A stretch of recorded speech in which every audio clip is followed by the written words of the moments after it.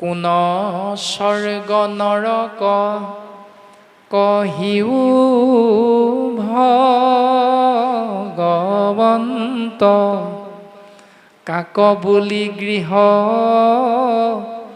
কোন জন ধনৱন্ত।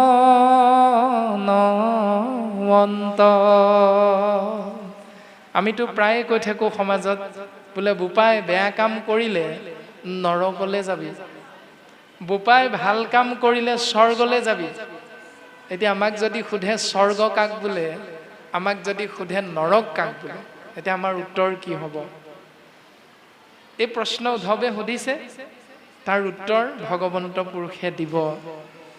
তাৰ পাছত সুধিছে কাক বুলি গৃহ কোন জন ধনৱন্ত। আমাক কোনোবাই সুধিলে বোলে বাপ আপোনাৰ গৃহ, আমিতো কওঁ শিৱসাগৰত, আমিতো কওঁ যোৰহাটত, আমিতো কওঁ তেজপুৰত। প্ৰশ্ন হ'ল, শিৱসাগৰত যিখন ঘৰত আমি বসবাস কৰিছোঁ, প্ৰকৃততে শাস্ত্ৰই কোৱা সেই ঘৰখন গৃহ হয়নে নহয়? তাৰ বিষয়ে আমাক উত্তৰ দিব ভাগৱতে। গতিকে আজি আমি সমাজ ব্যৱস্থাত চলি থকা বিভিন্নটা প্ৰশ্নৰ উত্তৰ এটা সংখ্যাত সীমাবদ্ধ কৰিছে ২৭। এই ২৭ ভাগী প্ৰশ্নৰ উত্তৰ দিবৰ বাবে ভগৱন্ত পুৰুষ আগবাঢ়িছে। আৰু আগবাঢ়োতে গুৰুজন বৈষ্ণৱ পদে আমাক সিদ্ধান্ত দিছে,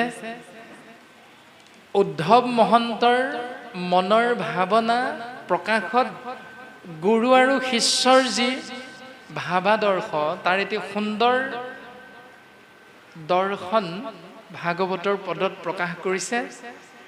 ৰাম আপুনি সৰ্বজ্ঞ জগতৰ অন্তৰ্যামী, তোহমাত পুচিবে জীৱা নজানো আমি। হে প্ৰভু, তুমি জগতৰ অন্তৰ্যামী, তোমাক সুধিব লাগিছিল কি আৰু আমি সুধিলোঁ কি? ইয়াৰ জ্ঞান কিন্তু আমাৰ নাই। তথাপিতো আমি যেতিয়া সুধিলোৱে প্ৰভু, যদি ভুলো হ'ল তাৰ বাবে আমাক ক্ষমা কৰিবা। যদি তোমাৰ দৃষ্টিত আমি সোধা প্ৰশ্নকেইটি শুদ্ধ যেন অনুমান হৈছে, তেতিয়াহ'লে সেই প্ৰভু জগতৰ মংগলৰ বাবে তুমি আমাক এই প্ৰশ্নৰ উত্তৰ দিয়া। এনেধৰণে দাস্য ভাৱ উদ্ধৱ মহন্তৰ মনত উদয় হৈছে আৰু পদ্ম মুখখনতে সেই ভাৱনা প্ৰকাশ হৈছে। এৰা তাক প্ৰভু ভাল মতে কহিও আমাত, কৰো হেৰা চৰণত পৰিপ্ৰণিপাত। প্ৰভু, তোমাৰ চৰণত আমি সেৱা নিবেদন কৰা হৈছে। তুমি আমাক প্ৰশ্নৰ উত্তৰ দি এক কণিকা কৃপা কৰা।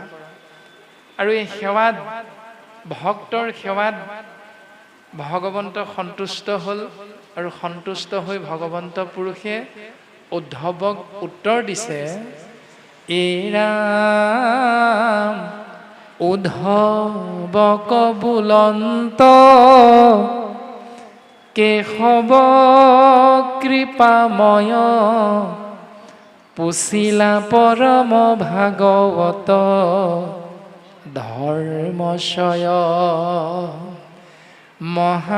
মহাজনুজাক নাজানে সাক্ষাৎ, কৰিবু বেকত মূৰ সন্মত তোমাত।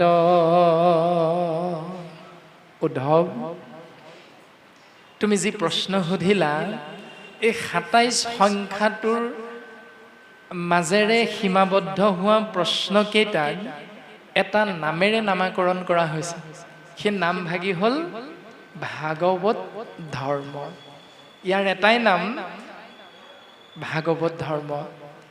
আৰু এই ভাগৱত ধৰ্মৰ বিষয়ে মহাজনেও জানিবলৈ সক্ষম নহয়, কিন্তু উদ্ধৱ, তোমাক মই এই ভাগৱত ধৰ্মৰ সমস্ত জ্ঞান সুন্দৰভাৱে প্ৰদান কৰিম।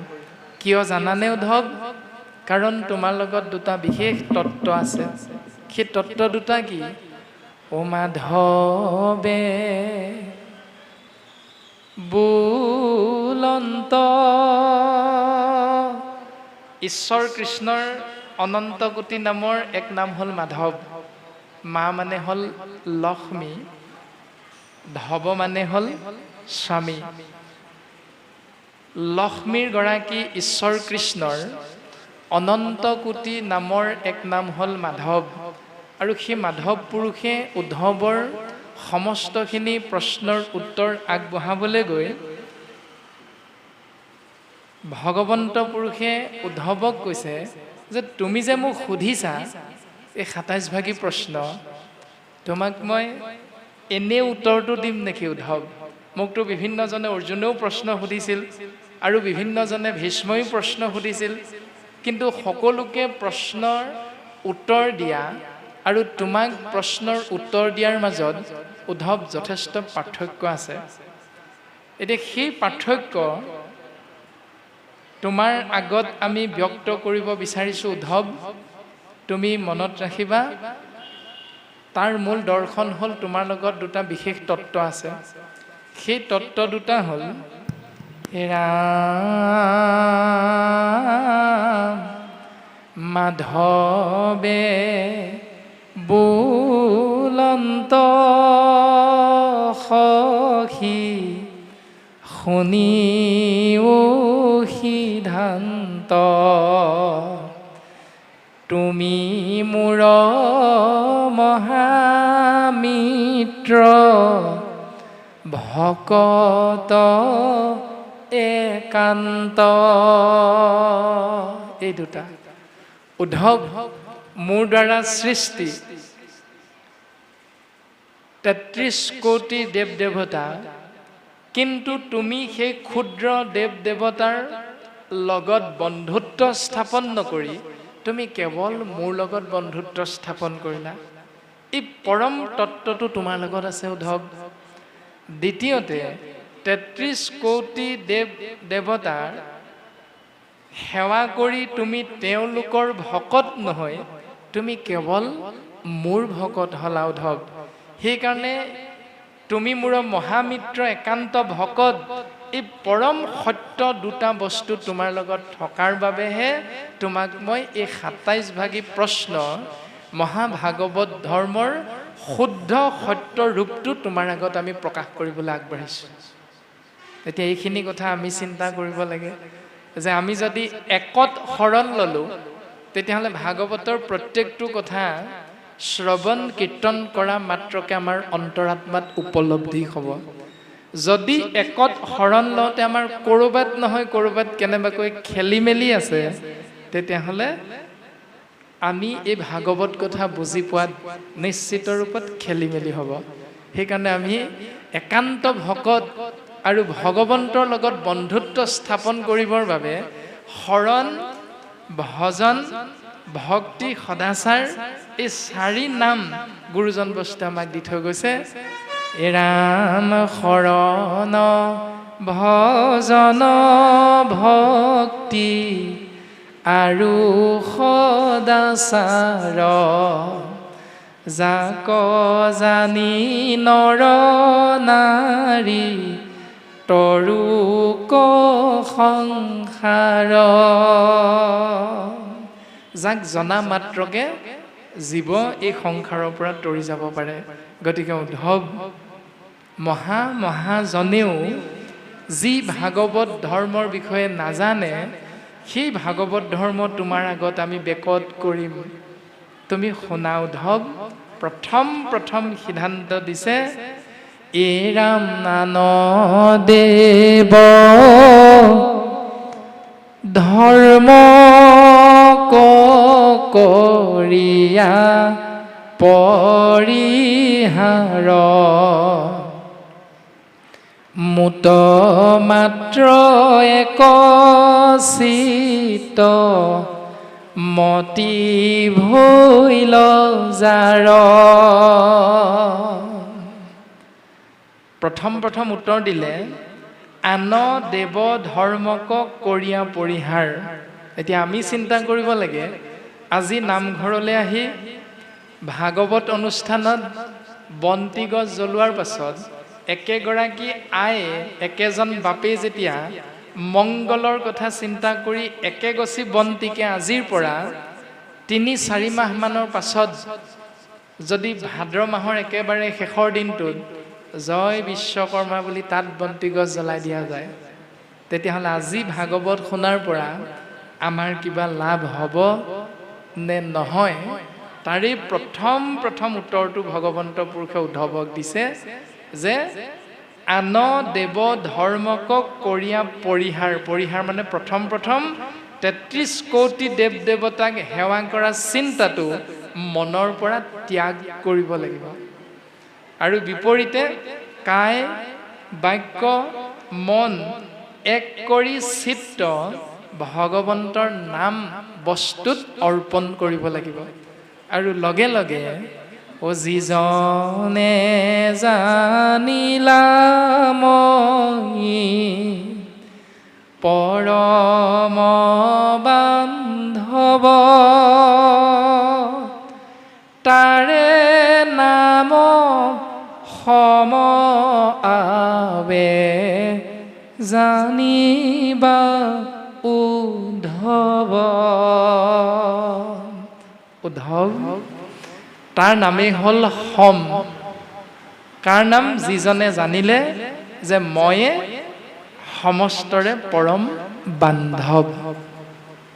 এতিয়া এইটো আমাৰ শাস্ত্ৰত পদে ক'লে আমিও শুনিলো, কিন্তু কাষৰ ঘৰৰ লগত আপোনাৰ মোৰ মাত বোল নাই। এতিয়া কি হ'ব উত্তৰটো? যদি শইকীয়া বাপজন আহিলে, দত্ত বাপজনে নামঘৰৰ পৰা আসন ত্যাগ কৰে, ভাগৱতো শুনিলো, তেতিয়াহ'লে আপোনাৰ মোৰ চিন্তাত নিশ্চয়, আচাৰ আচৰণত নিশ্চয় এই কথাটো অকণমান গণ্ডগোল লাগি আছে, যাৰ বাবে ভাগৱতৰ মূল ধৰ্ম দৰ্শন আপোনাৰ মোৰ অন্তৰাত্মাত চুবগৈ পৰা নাই, ক্ৰিয়া কৰিব পৰা নাই। আৰু সেইকাৰণে এখন সমাজ এভাগেই নামঘৰৰ বিপৰীতে দুভাগ ৩ ভাগ খেল হৈছে, ৩-৪টা নামঘৰলৈ ৰূপান্তৰিত হৈছে। কিয় হয়? এই কিয়ৰ উত্তৰ ভাগৱতে আমাক প্ৰদান কৰি আছে।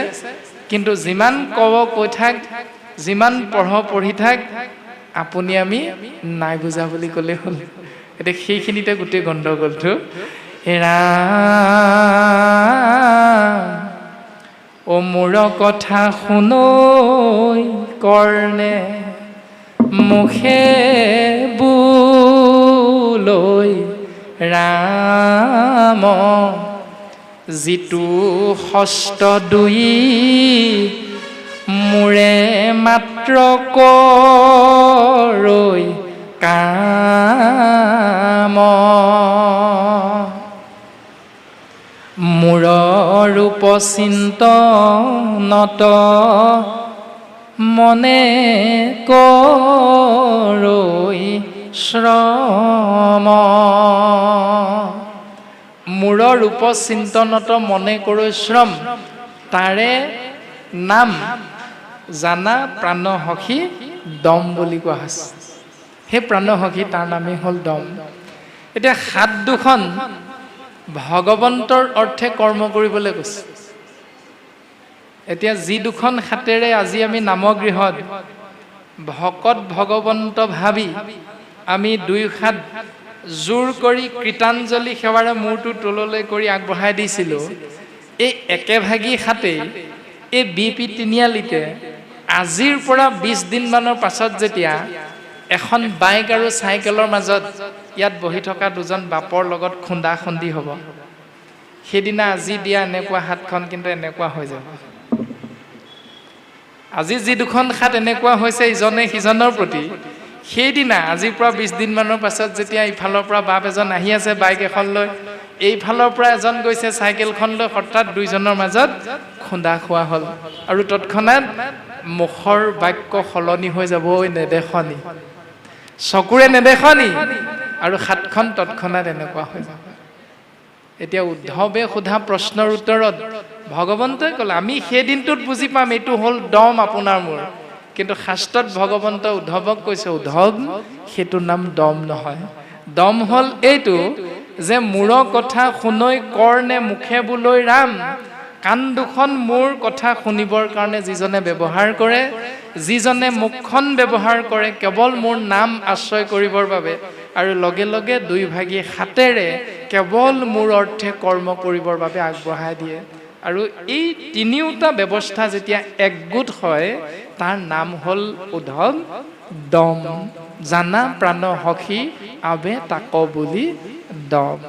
ভগৱন্তে উদ্ধৱক বৰ্তমান এনেকৈ সম আৰু দমৰ জ্ঞান প্ৰদান কৰিছে। উদ্ধৱ, তুমি জানিব বিচাৰিছিলা ক্ষমা কাক বোলে? উদ্ধৱ, তুমি জানিব বিচাৰিছিলা ধৈৰ্য কাক বোলে? মহাবীৰ কাক বোলে? মহাদান কাক বোলে? উদ্ধৱ, তোমাক আমি কওঁ শুনা, কায় মানে শৰীৰ, বাক্য আৰু মন, এই তিনিওটা বস্তুক এক কৰি চিত্ত ভগৱন্তত যিজনে অৰ্পণ কৰিব পাৰিব তাৰে প্ৰতিফলন হানি অপমান দুখ শোকক হয়। কিবা এটা বস্তু আমি স্বাভাৱিকতে হেৰাই গ'লে বৰ দুখ কৰোঁ, কিন্তু কিবা এটা বস্তুৰ যোগ হ'লে আপোনাৰ মোৰ আনন্দ লাগে। এতিয়া যোগ বিয়োগ অংকটোত সুখ দুখ এইবিলাক কথা যেতিয়া চিন্তা নহ'ব, মনত আহিব কেৱল ঈশ্বৰৰ চিন্তাহে, তাৰে নাম ক্ষমা আবে জানিবা উদ্ধৱ। তাৰ নামেই হ'ল ক্ষমা। অৰ্থাৎ মোট চিত্ত দিয়া যিটো জনমহাশয়, হানি অপমান দুখ শোকক হয়। কিবা এটা বস্তু নাইকিয়া হৈ গ'লে স্বাভাৱিকতে আমাৰ দুখ লাগে, কিন্তু ভগৱন্তত মনটো অৰ্পণ কৰি দিয়াৰ বাবে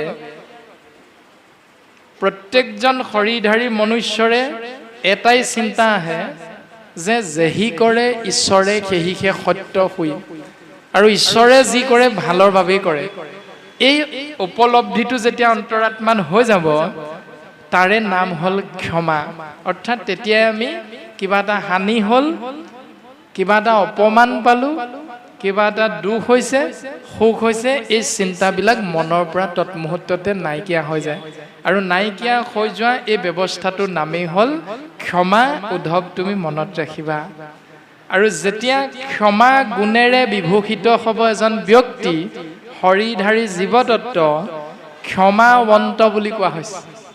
সেই গুণটোৰে বিভূষিত ব্যক্তিজনক ক্ষমাৱন্ত বুলি কোৱা হয়। আৰু ক্ষমাৱন্ত পুৰুষ তত্ত্বৰ নাহি পৰাভৱ, পৰাভৱ মানে পৰাজয়। এই সংসাৰখনত যি স্থানলৈকে আমি নাযাওঁ কিয়, কেতিয়াও তেওঁ পৰাজয় বৰণ কৰিব লগা নহয়।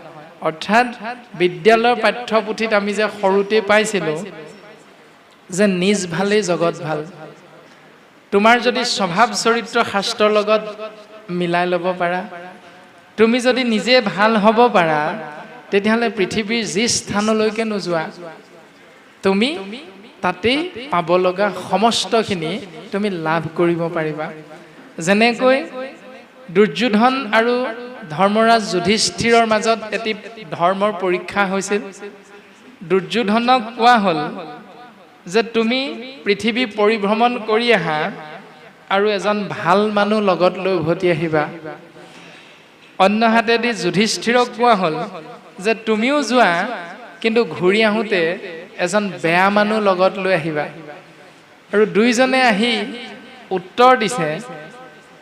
দুৰ্যোধনে এজনো ভাল মানুহ লগত লৈ আহিব নোৱাৰিলে আৰু ধৰ্মৰাজ যুধিষ্ঠিৰে এজনো বেয়া মানুহ লগত লৈ নাহিল।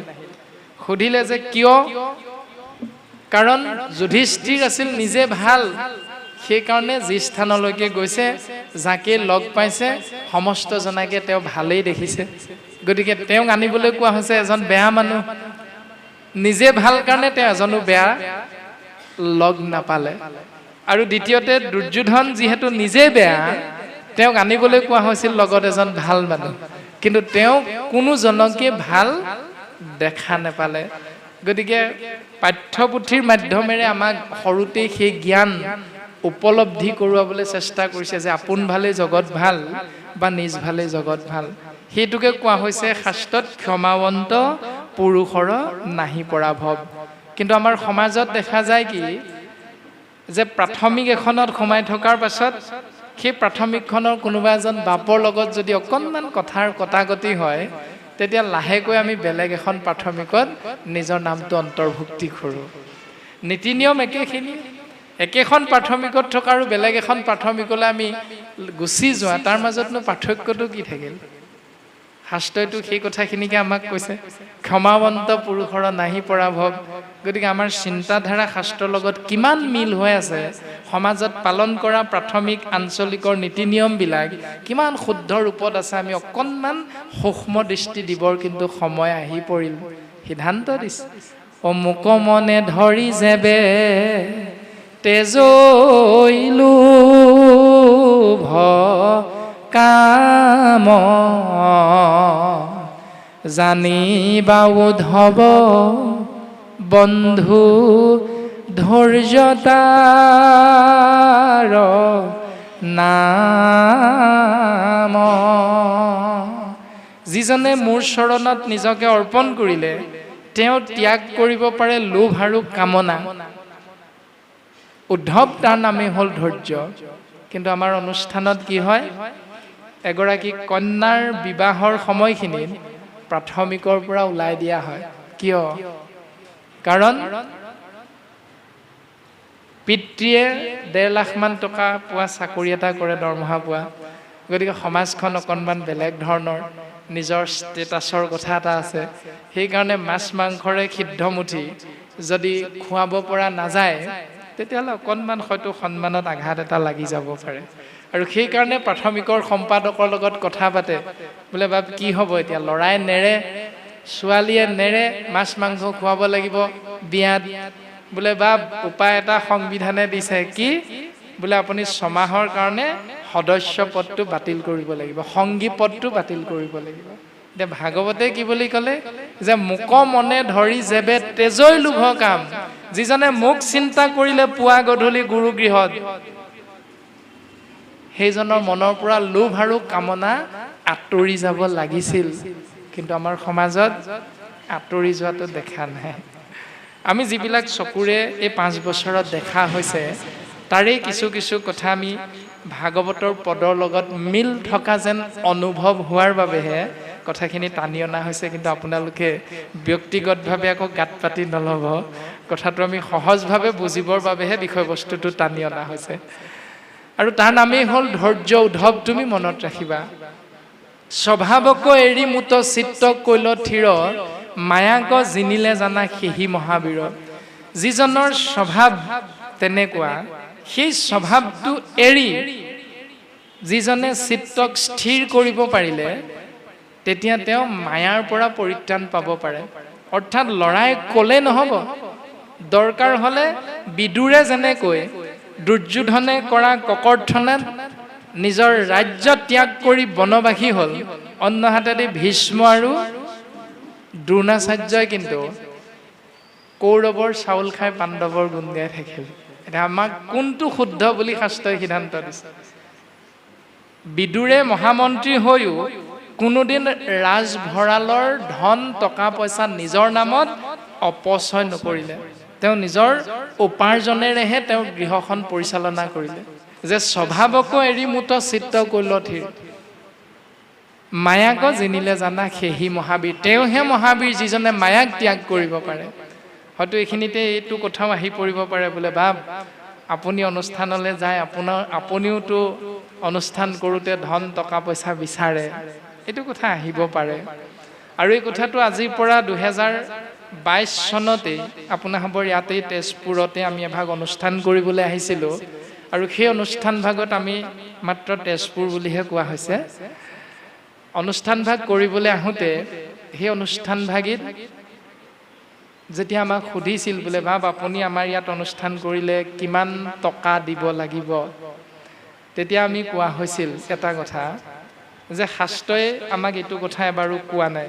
অৰ্থাৎ নামঘোষাত মাধৱ গুৰুজনাই উল্লেখ কৰিছে, শংকৰে সংশয় ছেদি শাস্ত্ৰৰ তত্ত্বক ভেদি প্ৰচাৰিলা কৃষ্ণৰ ভকতি, তাংক এৰি কি কাৰণে আনক বোলয় গুৰু কিনো লোক মহা মূঢ়মতি। তাৰ আগৰ জোকা ঘোষা যে শংকৰে সেই শুদ্ধ মত ঈশ্বৰ ভক্তিৰ তত্ত্ব প্ৰচাৰিলা শাস্ত্ৰসাৰ জানি, ইহাংক নজানি মূঢ়ে জীৱিকাৰ অৰ্থে ফুৰে আপোনাৰ মহত্ব বখানি।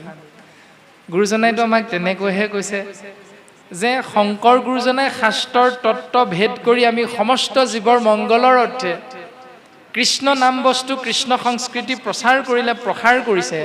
আৰু তাক আশ্ৰয় কৰিবলৈ গৈ আমি যদি জীৱিকাৰ উপায় হিচাপে পালন কৰোঁ, তেতিয়াহ'লে তেওঁতকৈ মহামূৰ্খ দ্বিতীয়জন এই সংসাৰত নাই।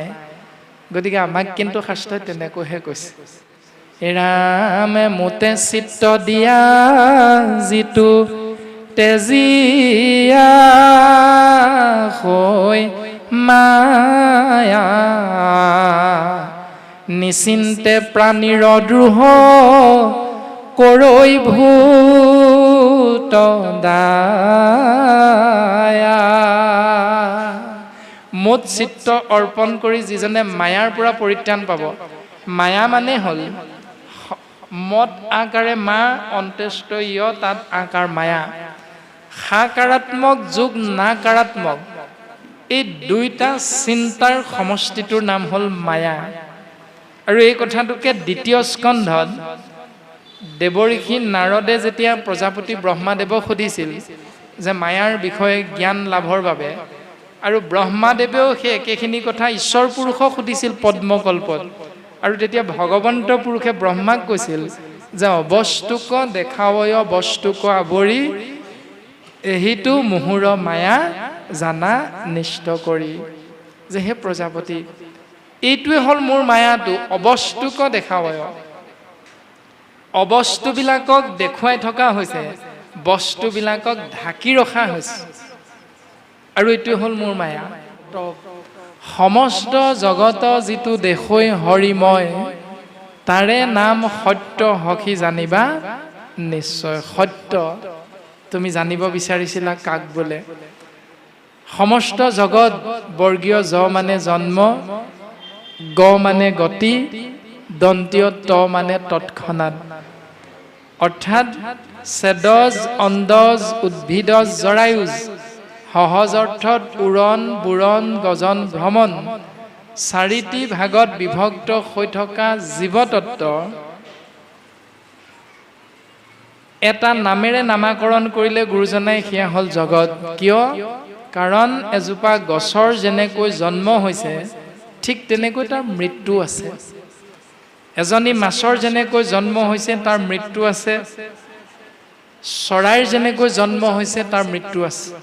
গতিকে জন্ম মৃত্যুৰ পাক চক্ৰৰ মাজত সোমাই থকা চাৰিটা ভাগত বিভক্ত জীৱতত্বক এটি নামেৰে নামাকৰণ কৰিছে, সেয়া হ'ল জগত।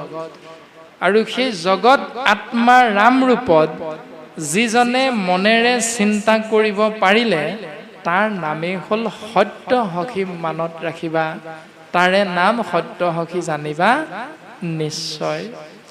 তাৰ পাছত প্ৰকাশ কৰিছে, অমুকে জানি যিটো জনে তেজৈ কৰ্মমল, তাকে সে বুলিয় শৌচ জানা মহাবল। ভাগৱতৰ প্ৰথম স্কন্ধ কৰ্মমল আৰু কলিমল, প্ৰথম স্কন্ধ ২৮,০০০ ঋষিমুনিয়ে নৈমিষ ক্ষেত্ৰত উগ্ৰশ্ৰৱা সূতক মান্য কৰি আসনত উপবিষ্ট কৰোৱাই মনৰ ভাৱনাটো প্ৰকাশ কৰিলে। তেওঁলোকে কি কৰি আছিল? সহস্ৰ বছৰ মানে ১০০০ বছৰ এটা যজ্ঞ কৰিছিল। সেই যজ্ঞটোৰ পৰা তেৰা সমস্ত লাভ কি হ'ল, লোকচান কি হ'ল, তাৰ বিষয়ে ভাগৱতৰ পদে কৈছে যে হোমে ধূমে ধূম্ৰ বৰ্ণ ভৈল কলেবৰ। গতিকে সেই উগ্ৰশ্ৰৱা সূত সম্প্ৰতি তুমি সি চিন্তি উক মহাহিত, তুমিহে আমাৰ মহান হিত সাধন কৰিব পাৰিবা। কৰায়ুক পান কৃষ্ণ চৰিত্ৰ অমৃত, তুমি আমাক কৃষ্ণ অমৃত নাম বস্তু পান কৰাৰ, শ্ৰৱণ কীৰ্তন মহাভক্তি আশ্ৰয় কৰি জীৱন ধন্য কৰাৰ সুবিধাকণ প্ৰদান কৰা। এতিয়া সেই কথাটোকে যদি চিন্তা কৰোঁ, মোক জানি যিটো জনে তেজৈ কৰ্মমল। ঋষিমুনি আছিল প্ৰকৃততে ৬০,০০০, কিন্তু ৬০,০০০ ঋষিমুনিয়ে পৰীক্ষিত ৰাজাৰ আগত শুকদেৱে গংগাৰ তীৰত কৈ থাকোঁতে যি কৃষ্ণ কথা শুনিছিল, সেই কথা কৈ থকাৰ কলিযুগ আৰম্ভ হোৱাৰ প্ৰায় ২০০ বছৰ পাছত যেতিয়া নৈমিষ ক্ষেত্ৰত পুনৰ কৃষ্ণ কথা শুনাৰ ইচ্ছাটো জাগৃত হ'ল, তেতিয়াই কিন্তু দুটা ফৈদ হ'ল। ৩২,০০০ ঋষিমুনি গুচি গ'ল, সেই স্থান ত্যাগ কৰিলে। কিয়? কাৰণ তেওঁলোকে দুটা অহংকাৰ যোগ হৈ আছিল তেওঁলোকৰ লগত। কি অহংকাৰ? যে আমি জন্মগতভাৱে ব্ৰাহ্মণ কুলৰ, গতিকে নিষ্কুলীয়া সূতৰ মুখেৰে আমি ভাগৱত কথা কেতিয়াও শুনিব নোৱাৰোঁ। ১ নম্বৰ অহংকাৰ, জন্মগত বংশৰ অহংকাৰ। দ্বিতীয়তে আমি ৪ বেদ ১৪ শাস্ত্ৰ ১৭ ভাগী পুৰাণৰ জ্ঞানেৰে পৰিপুষ্ট, আমি পাৰ্গত, নিষ্কুলীয়া সূতৰ মুখেৰে ভাগৱত শুনিম, জ্ঞানৰ অহংকাৰ। এই দুইটা অহংকাৰ যোগ হৈ থকাৰ বাবে ৩২,০০০ ঋষিমুনিয়ে কৰ্মমলটো ত্যাগ কৰিব নোৱাৰিলেহে, তেওঁলোকে কৰ্মমলৰ মাজতে থাকিলে। কিন্তু ২৮,০০০ ঋষিমুনিয়ে কি কৰিলে? মোক জানি যিটো জনে তেজৈ কৰ্মমল। ২৮,০০০ ঋষিমুনিয়ে নিজৰ কৰ্মটো কি কৰি আছিল ইমান দিনে, সেইটো অকপতে গুৰুৰ আগত স্বীকাৰ কৰি দিছে। গুৰুৰ আগত স্বীকাৰ কৰা সেই দৰ্শন গুৰুজনাই কৈছে যে ধ্যানং মূলং গুৰুৰ মূৰ্তি, পূজা মূলং গুৰুৰ পদং, মন্ত্ৰ মূলং গুৰুৰ বাক্যং, গুৰুৰ কৃপাহি কেৱলম। তেতিয়াহে জীৱৰ মংগল সাধন হয়। ধ্যানং মূলং গুৰুৰ মূৰ্তি। এতিয়া আমি যদি ধ্যান কৰিব লাগে, তেতিয়াহ'লে কেৱল গুৰুজনাৰ যি মূৰ্তি অৱয়ব শাস্ত্ৰই আমাক চিহ্নিত কৰি দিছে, চিনাকি কৰি দিছে, সেই মূৰ্তি আমি ধ্যান কৰিব লাগে। তাৰপাছত পূজামূলং, যদি তুমি পূজা কৰিছা, ইচ্ছা জাগৃত হৈছে পূজা কৰাৰ, তেতিয়াহ'লে কেৱল গুৰুৰ চৰণত পূজা অৰ্পণ কৰা। এতিয়া সেই গুৰু আসনত গুৰু মূৰ্তি আছে, সেই গুৰু মূৰ্তিৰ চৰণ কমলত আপুনি আমি সদায় সেৱা কৰা, এইটো হ'ল পূজা, ইয়াৰ নাম হ'ল পূজা। তাৰপাছত মন্ত্ৰ যদি আশ্ৰয় কৰিলেহে জগতৰ মংগল হ'ব, তেতিয়াহ'লে শাস্ত্ৰই কৈছে মন্ত্ৰ মূলং গুৰুৰ বাক্যং, মন্ত্ৰৰ মূল বিষয়বস্তু হ'ল গুৰুৰ বাক্য। অৰ্থাৎ গুৰুজনে আমাক যিখিনি বাক্য দিছিল, শৰণ, ভজন, ভক্তি, সদাচাৰ। শৰণ দিওঁতে আমাক কৈছিল যে বাক্যৰ ৩টা ধৰ্ম আছে, মনৰ ৩টা ধৰ্ম আছে, শৰীৰৰ 3টা ধৰ্ম আছে। গতিকে শৰণ এক দেৱ এক সেও একত বিনে নাই কিয়, নাম অমৃত নাম বস্তুত শৰণ লোৱা। আৰু সেই শৰণ গ্ৰহণ কৰোঁতে কায়ৰ দ্বাৰা শৰণ লোৱা, বাক্যৰ দ্বাৰা শৰণ লোৱা আৰু মনৰ দ্বাৰা শৰণ লোৱা। 3টা বস্তু আমি এক কৰি শৰণ ল'ব লাগিব। এতিয়া এক কৰি শৰণ ল'বলৈ যাওঁতে বাক্যৰ 3টা ধৰ্ম পালন কৰিছোঁ নে নাই কৰা সেইটো নিজেহে জানিম। এতিয়া মনৰ 3টা ধৰ্ম আপুনি আমি পালন কৰিছোঁ নাই এইটো নিজেহে বুজি পাম। গুৰুজনাইতো শৰণ দিওঁতে শৰণ আচাৰ্য আমাক গোটেইখিনিয়ে শিকাই দিছে সুন্দৰভাৱে। এতিয়া পালন কৰোঁতে আপোনাৰ মোৰ গণ্ডগোলটো যদি হৈছে, তেতিয়াহ'লে ভাগৱতৰ বিপৰীত দিশেৰে আপুনি আমি গতি কৰিছোঁ। সুধিছে পন্থ কি বিপন্থ কি, মানে পথ কোনটো বিপথ কোনটো। তাৰ বিষয়ে আমাক জ্ঞান দিব পদে বৰ্তমান প্ৰকাশ কৰিছে। সেই উদ্ধৱ ঈশ্বৰ জ্ঞানক যিটো দেই উপদেশ তাকে সে দক্ষিণা বুলি নাহিকৈ সন্দেহ। তাৰ নাম হ'ল দক্ষিণা। এতিয়া আজি আমি নামগৃহত আসনাধিষ্ঠ হৈ প্ৰত্যেকজনে যে কৃষ্ণ কথা শুনিছোঁ, আমাক যে দায়িত্ব অৰ্পণ কৰিছে, বা কোনোবা এজনে পুৱাৰ ভাগতে নাম প্ৰসংগ কৰিলে, আকৌ বাকী আমি সমস্তজনে নাম বস্তু আশ্ৰয় কৰোঁতে সুন্দৰভাৱে আসনাধিষ্ঠ হৈ সহযোগিতা আগবঢ়ালোঁ। গতিকে প্ৰত্যেকজনে আজি কৰি থকা এই পবিত্ৰ পুণ্যধামত সেই কৰ্মটোক এক অৰ্থত শাস্ত্ৰসন্মতে আমি দক্ষিণা বুলিয়ে বুজি পাম। কাৰণ প্ৰত্যেকেই ইজনে সিজনক কৃষ্ণ নামেৰে সম্বোধন কৰিছোঁ। বোলে কৃষ্ণ এগৰাকী পালেহি, বোলে বাপ কৃষ্ণ ইমান দেৰি হ'ল যে। এই যে দেৰি হ'ল আমাৰ খং উঠা নাই, কিন্তু আমি সেৱাভাগ নিবেদন কৰিছোঁ। বোলে বাপ কৃষ্ণ অকণমান আগত আহিব নোৱাৰিলে এই নাম পোনে শেষ হৈছে। তাৰমানে বাপজনৰ ইচ্ছা আছিল যে সেইজন বাপেও যদি নামষাৰ পালেহিহেঁতেন আৰু ভাল লাগিলহেঁতেন। এই ভাৱনাটো শাস্ত্ৰই কৈছে ঈশ্বৰৰ জ্ঞানকো যিটো দেই উপদেশ তাৰ নামেই হ'ল দক্ষিণা। গতিকে দক্ষিণাৰ বিষয়বস্তু আমি বিভিন্ন ধৰণে এনেকৈ অন্তৰাত্মাৰ মাধ্যমেৰে আশ্ৰয় কৰিব পাৰোঁ। তাৰ পাছতে প্ৰকাশ কৰিছে মোতে চিত্ত দিয়া যিটো কৰৈ কৰ্ম ধৰ্ম। যিজনে এনেধৰণে মোতেই চিত্ত অৰ্পণ কৰি কৰ্ম কৰিব, যিটো কৰ্ম শাস্ত্ৰই ধৰ্ম বুলি চিহ্নিত কৰিছে, আৰু তাৰে নাম যজ্ঞ সখী কৈলৈতো মৰ্ম। শাস্ত্ৰৰ মৰ্ম অৰ্থ হ'ল যজ্ঞ কাক বোলে? যজ্ঞ হ'ল সেয়া যে কায় বাক্য মন চিত্তৰ দ্বাৰা ঈশ্বৰত অৰ্পণ কৰিহে কৰ্ম কৰিব, আৰু সেই কৰ্মটোৰ নামহে শাস্ত্ৰই কৈছে ধৰ্ম, আৰু সেই ধৰ্মটোৰ নামেই হ'ল যজ্ঞ। তাৰমানে ৰাতিপুৱা শুই উঠি গা পা ধুই সদাচাৰ নিয়ম পালন কৰি আপুনি আমি যদি গুৰুগৃহত নোসোমোৱাকৈ চাহৰ পৰা আৰম্ভ কৰি জলপানলৈকে গ্ৰহণ কৰোঁ, সেই কৰ্মটো ধৰ্ম নহয়। গুৰুগৃহত গুৰু সেৱা কৰাৰ পাছত যদি ঠাণ্ডা পানী গিলাচৰ পৰা আৰম্ভ কৰিছোঁ, তেতিয়াৰ পৰা আপোনাৰ মোৰ কৰ্মটো ধৰ্ম হয়। গতিকে দিনৰ ভাগত বা সন্ধিয়াৰ ভাগত আপুনি আমি যেতিয়ালৈকে এই নিয়মকেইটা পালন নকৰাকৈ কৰ্ম কৰি থাকিম, সেইটো ধৰ্ম কেতিয়াও হ'ব নোৱাৰে। এইটো শাস্ত্ৰই সিদ্ধান্ত দিছে। গতিকে 24 ঘণ্টাৰ ভিতৰত আমি প্ৰত্যেকজন বাপায়ে দিনৰ দিনটো পালন কৰা নীতি নিয়মৰ সমষ্টিক শাস্ত্ৰই ধৰ্ম বুলি কৈছেনে নাই কোৱা, কৰ্ম বুলি কৈছেনে নাই কোৱা, যজ্ঞ বুলি কৈছেনে নাই কোৱা, তাৰ জ্ঞান আপোনাৰ মোৰ চিন্তা ভাৱনাৰ ওপৰত নিৰ্ভৰ কৰিব। কেনেকৈ জীৱনটো আগবঢ়াইছোঁ ৰাতিপুৱা শুই উঠাৰ পৰা ৰাতি বিচনাত পৰা সময়খিনিলৈকে। গতিকে আমাৰ কৰ্ম হৈছেনে, আমাৰ ধৰ্ম হৈছেনে, আমাৰ যজ্ঞ হৈ আছে, সেইটো নিৰ্ভৰ কৰিব আপোনাৰ মোৰ চিন্তাত। শাস্ত্ৰই এনেকৈ সিদ্ধান্ত দিছে, উদ্ধৱ তুমি শুনা, তাকে বুলি ভাগ্য যিটো জানিলে আমাক শুনা প্ৰাণ সখী আবে লাভ বুলি যাক। তাৰ নাম হ'ল ভাগ্য। কাৰ নাম? যিজনে আমাক জানিব পাৰিলে। এতিয়া আমাক মানে ইখতত্ব মানে সত্য বস্তু। সত্যক কেনেকৈ জানিব পৰা যাব? কেৱল ভকত ভগৱন্তৰ মাজত।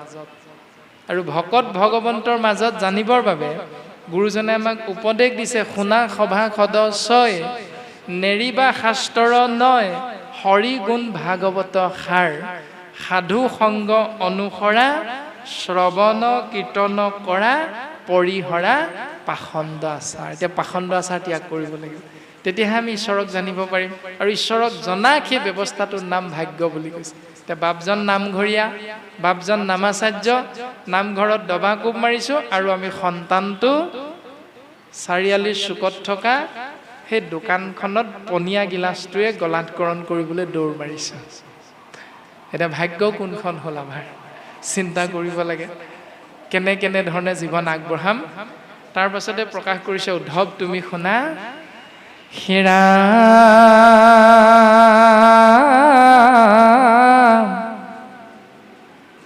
ভোগ্য ক্ষয় হৈ কৰ্ম ধৰ্ম মায়াময়, শ্ৰৱণ কীৰ্তন ধৰ্ম পৰম ক্ষয় পুত্ৰ ধন জন লাভ সকলো অসাৰ এতেকে উত্তম লাভ ভকতি আমাৰ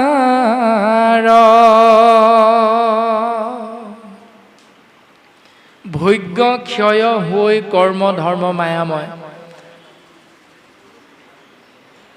কৰ্ম ধৰ্ম যিহেতু মায়াময় এইবিলাক আশ্ৰয় কৰিবলৈ যাওঁতে আমি ভৱিষ্যতে যি ভোগ কৰিম বুলি সম্পত্তিৰ পাহাৰ গঢ়ি থৈ যাওঁ এইবিলাক সময়ৰ সোঁতত এদিন নিজে নিজে নাইকিয়া হৈ যাব সেইকাৰণে হয়তো দেৱঋষি নাৰদে কৃষ্ণ দ্বৈপায়ন বেদব্যাসক কৈছিল যে সেই ব্যাস তুমি এটা কথা সদায় মনত ৰাখিবা কি হে ৰাম কালে কৰ্ম মিলাই বেক বিষয়ৰ সুখ উপদেশী লোক শৌক কৃষ্ণক সন্মুখ কাল মানে সময় কালে কৰ্ম সময়ে জীৱক কি কৰিব লাগে বিষয় সুখ ভোগ কৰিবৰ বাবে এইটো সময় জীৱক শিকাই যাব নিৰ্দিষ্টকৈ কিন্তু সেই ব্যাস তুমি মনত ৰাখিবা যে উপদেশী লোক হওক কৃষ্ণক সন্মুখ তোমাক যিহেতু উপদেশ দিয়া হৈছে 4 বেদ 14 শাস্ত্ৰ 17 পুৰাণ লিখি তোমাৰ মন খেলি মেলি উগুল থুগুল গতিকে তোমাক বেমাৰটোৰ ঔষধটো আমি দিয়া হ'ল যে প্ৰকৃতি কহিলা তুমি আনকে ধৰ্ম নকৈলা প্ৰখ্যাত কৰি কৃষ্ণ কীৰ্তনক ইহাত সিজিল ঋষি পৰম অন্যায় নাহি সুস্থ চিত্ত তব সেহি অভিপ্ৰায় গতিকে তোমাক আমি ঔষধটো দিয়া হ'ল তুমি ঔষধটো গ্ৰহণ কৰা পুনৰ এভাগ শাস্ত্ৰ প্ৰণয়ন কৰা মূৰ উপদেশে কৰা ভাগৱত শাস্ত্ৰ